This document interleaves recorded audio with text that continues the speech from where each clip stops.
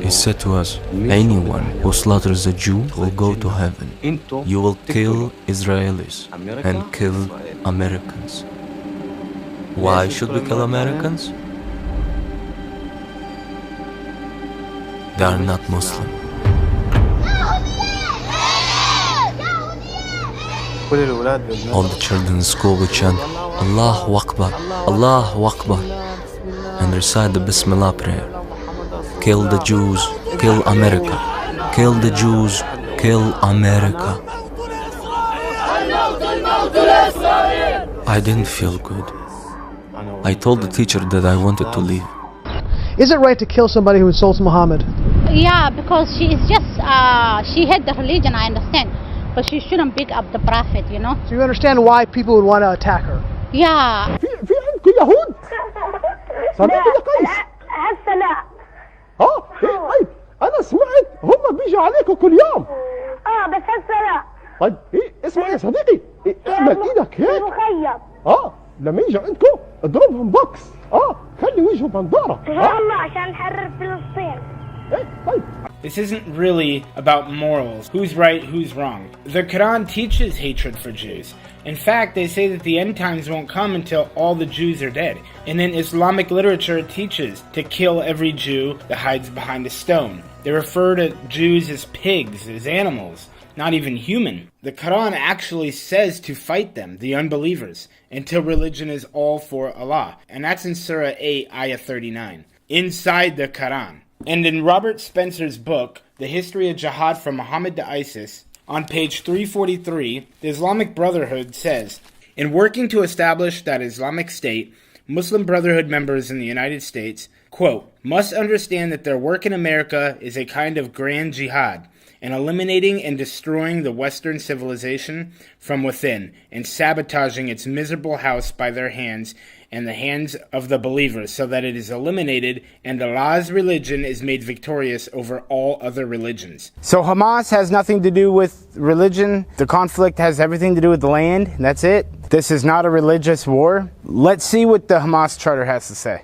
So this is the covenant of the Islamic resistance movement, the Hamas Covenant Charter in 1988. In the name of the most merciful Allah, Israel will exist and will continue to exist until Islam will obliterate it, just as it obliterated others before it. And in the introduction it says the readiness to sacrifice life and all that is precious for the sake of Allah. So again, people say this has nothing to do with religion. However, Hamas says very clearly it has everything to do with religion. Hence the reason they keep mentioning Islam and Allah. Our struggle, jihad, against the Jews is very great and very serious. And it goes on to say the spreading of Islam, the conversion to Islam. The day of judgment will not come about until Muslims fight the Jews, killing the Jews. Article 13.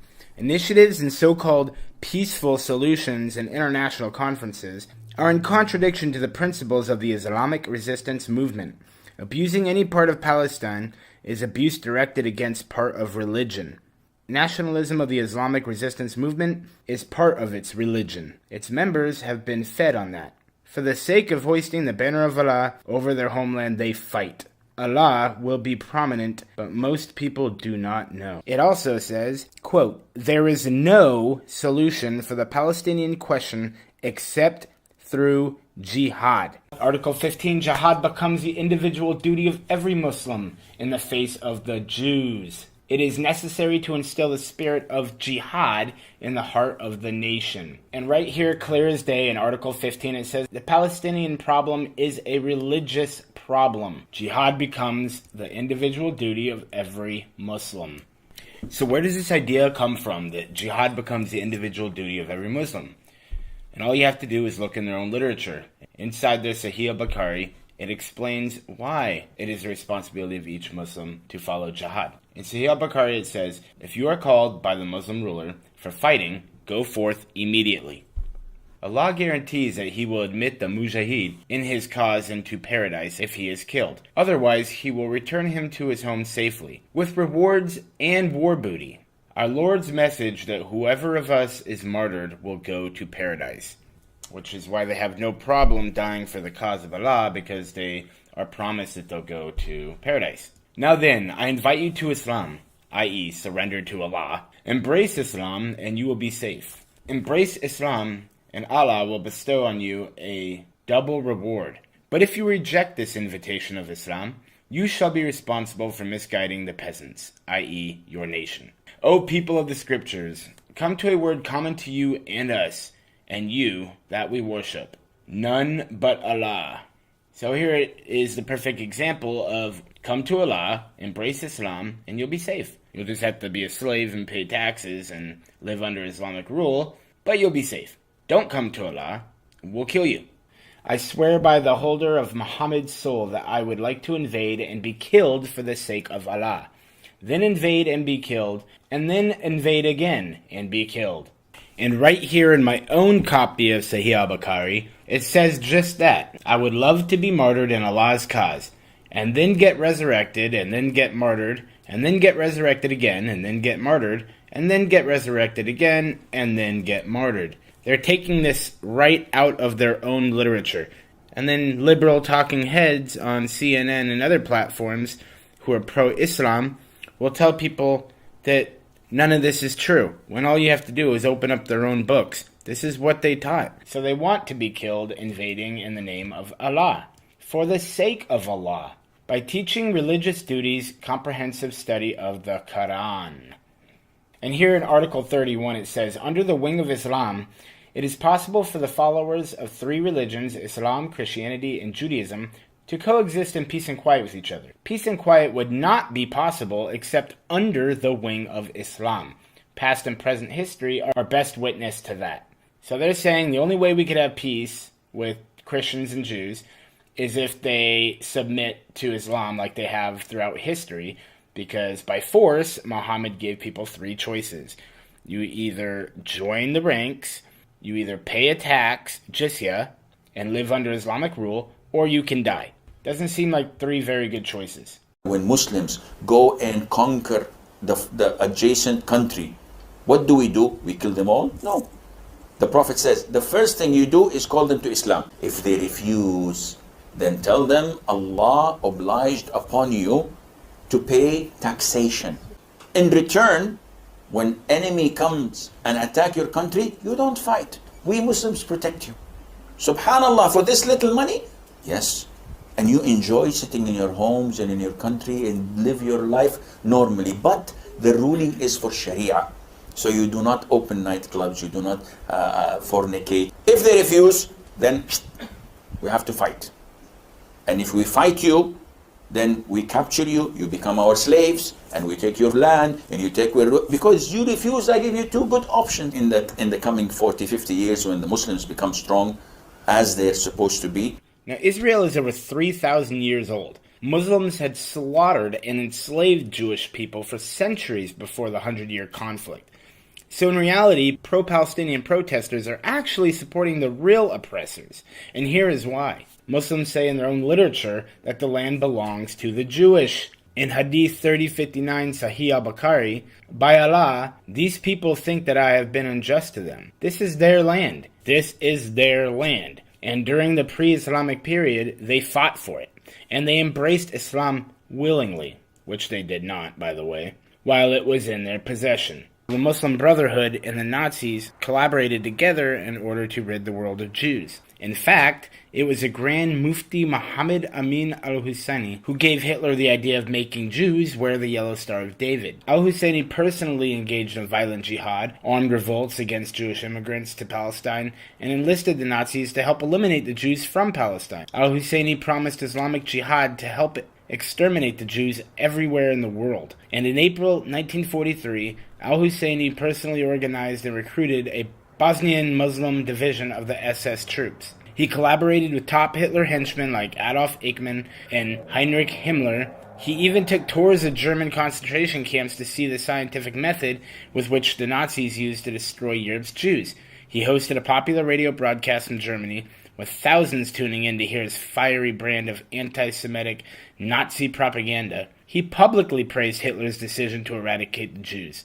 And isn't it interesting that Mein Kampf, written by Adolf Hitler, is called My Struggle? It talks about a struggle against the Jews. So is jihad. Jihad means to struggle. both people who historically oppress a people, the Jews, and they turn around and blame the Jews for oppressing them, and then call it their struggle, jihad and Mein Kampf. So Hitler wanted to make the world an Aryan race and cleanse the world of Jews, and Hamas and Islamic groups throughout history want to make the world Islam and rid the world of Jews. So let's go to Surah 47, Ayah 4. So chapter 47, verse 4.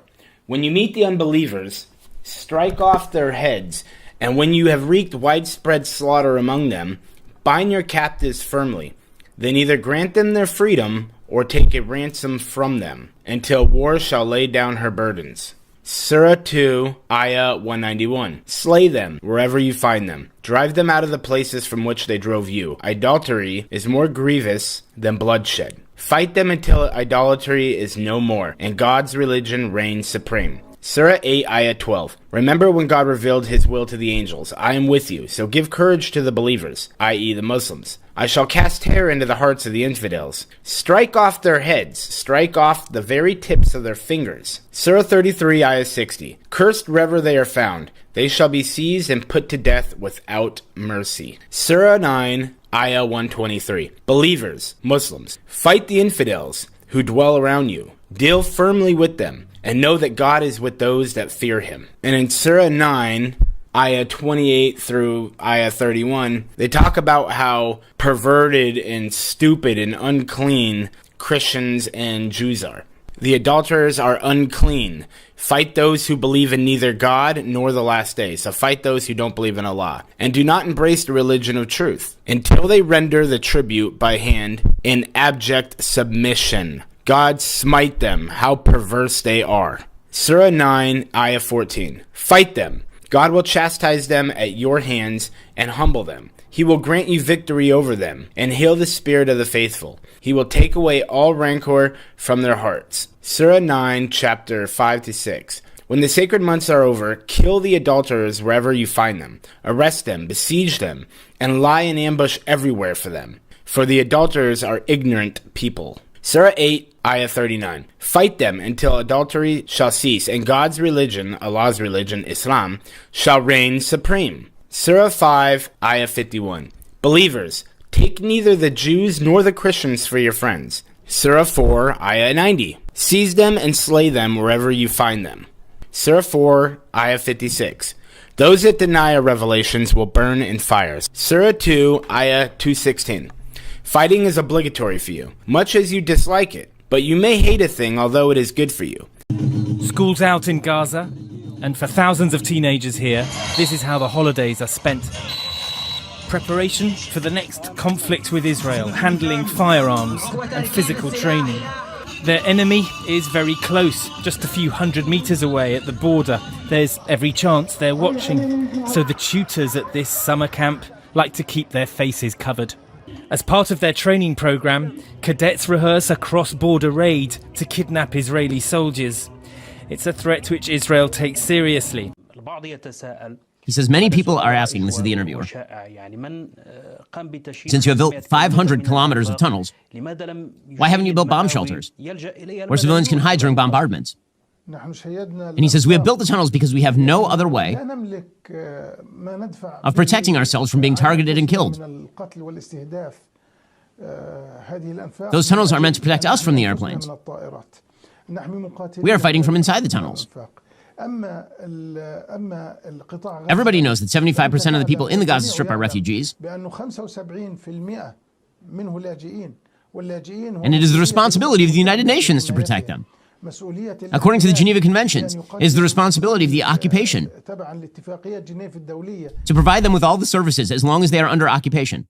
So you get that. By the way, the Gazan government is Hamas. They literally elected them. They provide public services. But according to this, it is amazing to hear members of an actual, honest-to-God, genocidal terrorist group citing the Geneva Conventions in their own defense.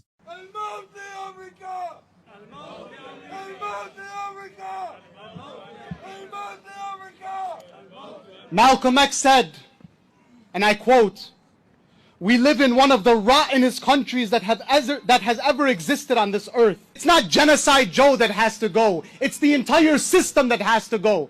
Any system that would allow such atrocities and such devilry to happen and would support it, such a system does not deserve to exist on God's earth. And so when these fools ask us if Israel has the right to exist, the chant "Death to Israel" has become the most logical chant shouted across the world today.